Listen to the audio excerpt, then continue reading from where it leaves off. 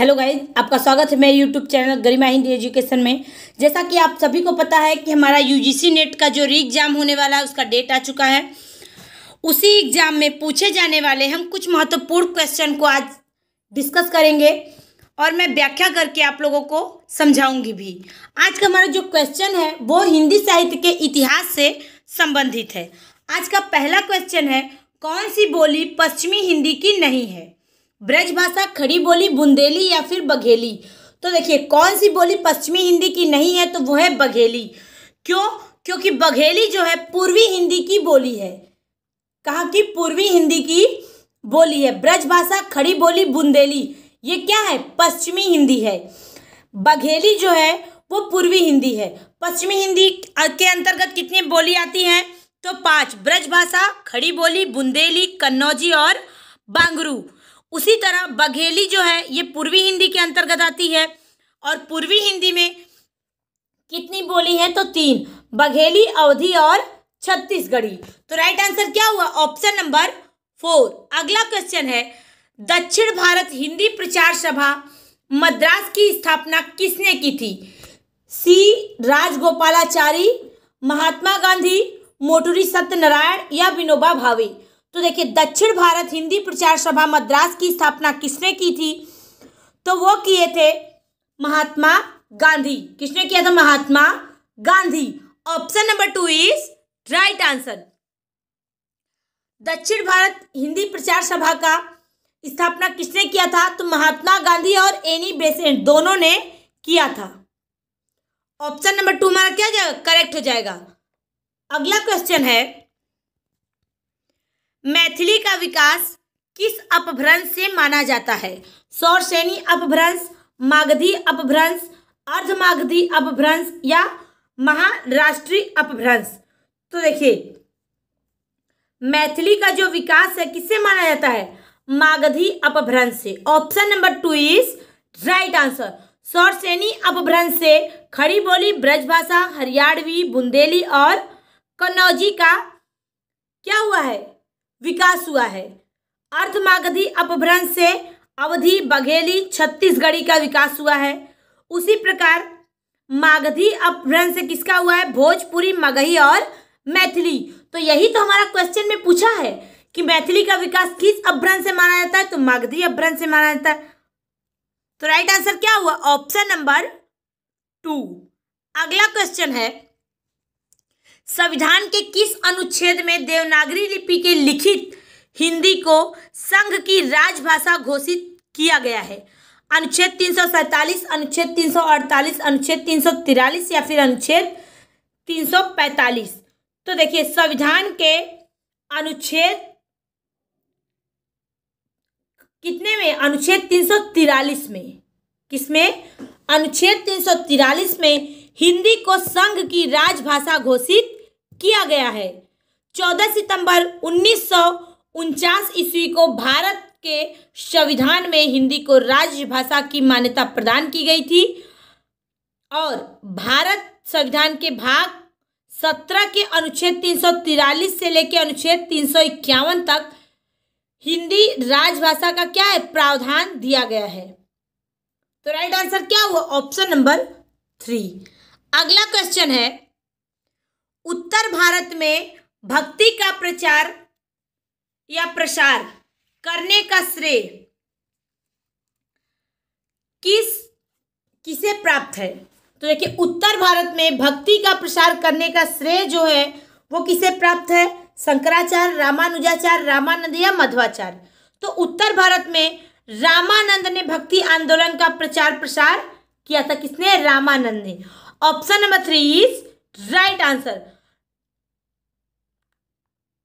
रामानंद ने ही उत्तर भारत में भक्ति का प्रसार किया था। अगला क्वेश्चन है, ब्रजबुली भाषा का प्रयोग कहाँ होता है? बिहार, ब्रज क्षेत्र, उड़ीसा या बंगाल? तो ब्रजबुली भाषा का जो प्रयोग है वो कहाँ होता है? तो वो होता है बंगाल में। कहाँ? बंगाल में। ब्रजबुली बंगाल की क्या है? एक उपबोली है। क्या है? उपबोली है। ऑप्शन नंबर 4 क्या हो जाएगा, करेक्ट हो जाएगा। अगला क्वेश्चन है, कीर्तिलता किस भाषा की रचना है? अवहट्ट भाषा, अपभ्रंश भाषा, ब्रज भाषा या मैथिली? तो देखिए कीर्तिलता किसकी रचना है? तो कीर्तिलता देखिए विद्यापति की रचनाएं है। किसकी? विद्यापति की रचना है। किस भाषा में लिखा गया है? तो वो लिखा गया है किसमें? अवहट्ट में। किसमें? अवहट्ट में। Option number first is right answer. किसमें लिखा गया है? अवहट्ट में। अगला क्वेश्चन है, आदिकाल में किस कवि ने अवहट्ट भाषा में रचना की थी या की है? अमीर खुसरो, अब्दुल रहमान, कुतुबन या मंझन? तो देखिए आदिकाल में किस कवि ने अवहट्ट भाषा में रचना की है? तो वो किए हैं अब्दुल रहमान। किसने किया है? अब्दुल रहमान। अब्दुल रहमान का एक रचना है संदेश रासक। वह रचना रास ग्रंथ है। क्या है? रास ग्रंथ है जो अवहट्ट भाषा में लिखा गया है। तो राइट आंसर क्या हुआ? Option number 2। मंझन एवं कुतुबन जो थे अवधी भाषा के, किसके? अवधी भाषा के रचनाकार थे। और अमीर खुसरो जो थे वो खड़ी भाषा या खड़ी बोली के रचनाकार थे। अगला क्वेश्चन है, सहजोबाई किस शाखा की रचनाकार हैं? कृष्ण भक्ति शाखा, राम भक्ति शाखा, ज्ञानाश्रयी शाखा या प्रेमाश्रयी शाखा?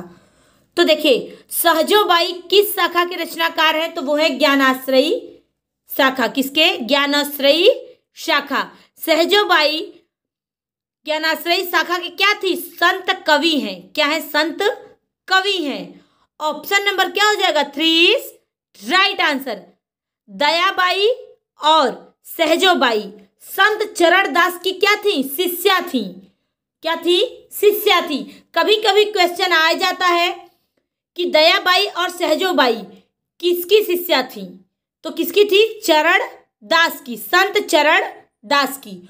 Option number 3 is right answer.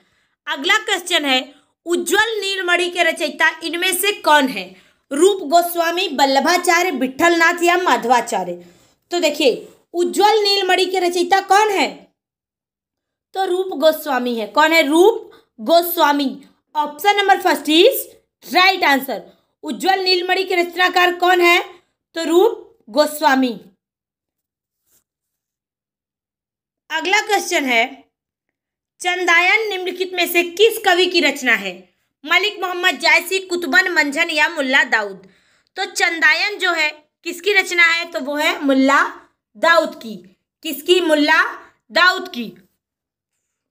कब लिखी थी? 1379 में लिखी थी। कब? 1379 में। मलिक मोहम्मद जायसी जो थे उन्होंने लिखा था पद्मावत। उनकी एक प्रमुख रचना है जो कई बार पूछे थे, पद्मावत। और मंझन की एक रचना है मधुमालती, कई बार एग्जाम में पूछा गया है। उसी प्रकार कुतुबन ने एक लिखा था मृगावती, वो भी हमारा बहुत इंपॉर्टेंट है। अगला क्वेश्चन है, हिंदी भाषा के मानकीकरण का सचेष्ट प्रयास किस पत्रिका में किया गया है? सरस्वती, आनंद कादम्बनी, सुदर्शन या हिंदी प्रदीप? तो देखिए हिंदी भाषा के मानकीकरण का सचेष्ट प्रयास किस पत्रिका में किया गया है? तो सरस्वती पत्रिका में किया गया है। किसमें? सरस्वती पत्रिका में किया गया है। सरस्वती पत्रिका का जो प्रकाशन है 1900 में प्रारंभ हुआ था। और किसने प्रारंभ किया था? तो चिंतामणि घोष ने। किसने? चिंतामणि घोष ने। Option number first is right answer. Kalpana पत्रिका का प्रकाशन किस नगर से होता है? कोलकाता, हैदराबाद, अहमदाबाद या इलाहाबाद? तो देखिए कल्पना पत्रिका का प्रकाशन किस नगर से होता है? तो वो होता है हैदराबाद से। किससे? हैदराबाद से। Option number 2 is right answer. Kalpana पत्रिका का प्रकाशन कहाँ से होता है? तो हैदराबाद से होता है।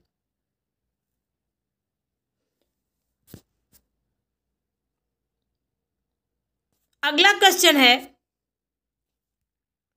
निम्नलिखित में से माध्यम पत्रिका के संपादक कौन है? सत्य प्रकाश मिश्र, नंद किशोर नवल, काशीनाथ सिंह या रविंद्र कालिया? तो माध्यम पत्रिका का संपादक कौन है? तो वो है सत्य प्रकाश मिश्र। कौन है? सत्य प्रकाश मिश्र। इसका प्रकाशन वर्ष क्या है? 1964। क्या है? 1964। Option number first is right answer. Nand Kishore Naval जो थे, इन्होंने कसौटी पत्रिका का संपादन किया था।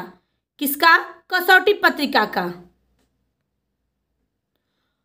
और रविंद्र कालिया जो थे, इन्होंने नया ज्ञानोदय पत्रिका का प्रकाशन किया था।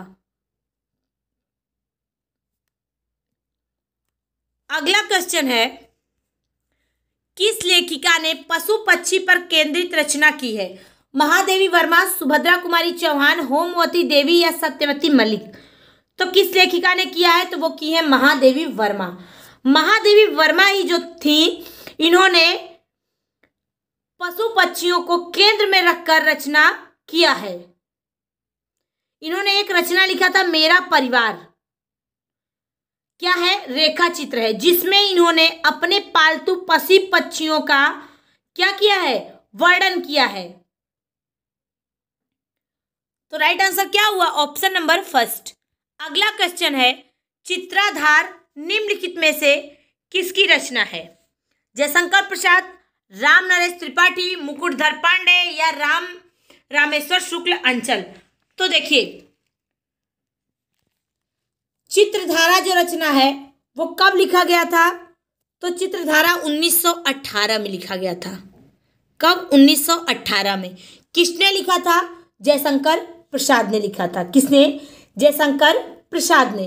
Option number first is right answer. अगला क्वेश्चन है, भारतेंदु हरिश्चंद्र के अनुसार हिंदी नई चाल में कब ढली? 1880, 1857, 1873, 1860? तो देखिए, भारतेंदु जी ने कालचक्र, भारतेंदु जी के नाम पर कालचक्र है, और उनके अनुसार हिंदी नई चाल में कब ढली? तो 1873 ईस्वी में। कब? 1873 ईस्वी में। ये कहाँ मिलता है? तो रामचंद्र शुक्ल का जो एक ग्रंथ है, हिंदी साहित्य का इतिहास, उसी में यह प्राप्त है। अगला क्वेश्चन है, राम कथा पर आधारित काव्य कौन सा है? आत्मजयी, अग्निलीक, भूमिजा या रश्मिरथी? तो देखिए, राम कथा पर आधारित काव्य कौन सा है? तो वो है अग्निलीक। कौन सा? Agnileek. Option number 2 is right answer. Ram कथा पर आधारित काव्य कौन सा है? अग्निलीक। किसने लिखा है? तो भारत भूषण अग्रवाल ने लिखा है। आत्मजयी जो है ये कुंवर नारायण ने लिखा है। भूमिजा किसने लिखा है? नागार्जुन ने लिखा है। और रश्मिरथी रामधारी सिंह दिनकर ने लिखा है। अगला क्वेश्चन है, सेठ बाकेलाल निम्नलिखित में से किसकी रचना है? पांडे बेचन शर्मा उग्र, यशपाल, अमृतलाल नागर या भगवती चरण वर्मा? तो सेठ बाकेलाल किसकी रचना है? तो ये रचना है अमृतलाल नागर की। किसकी? अमृतलाल नागर की। Option number 3 is right answer. सेठ बाकेलाल किसकी रचना है? तो सेठ बाकेलाल जो रचना है वो अमृतलाल नागर की है। कब लिखे थे? 1955 में। कब? 1955 में। Option number 3 is right answer. अगला क्वेश्चन है, वारेन हेस्टिंग का सांड कहानी की रचना किसकी है? शिवमूर्ति, संजीव, उदय प्रकाश या सृंजय? तो देखिए, वारेन हेस्टिंग का सांड जो कहानी है किसने लिखा है? तो उदय प्रकाश ने लिखा है। किसने लिखा है? उदय प्रकाश ने लिखा है। ऑप्शन नंबर क्या हो जाएगा? 3 इज राइट आंसर। सृंजय की एक रचना है नगा। क्या है? नगा। कई बार पूछा जाता है। और संजीव की रचना है प्रेम मुक्ति। ये भी कई बार एग्जाम में पूछा गया है। और शिवमूर्ति की एक बहुत इंपॉर्टेंट रचना है केसर कस्तूरी। जो कई बार हमारा एग्जाम में पूछा जा चुका है कि केसर कस्तूरी किसकी रचना है, तो शिव मूर्ति की है। ये रहा हमारा आज का क्वेश्चन। मुझे उम्मीद है सभी लोगों को समझ में आया होगा। सभी लोग ध्यान से देखें। Thank you so much.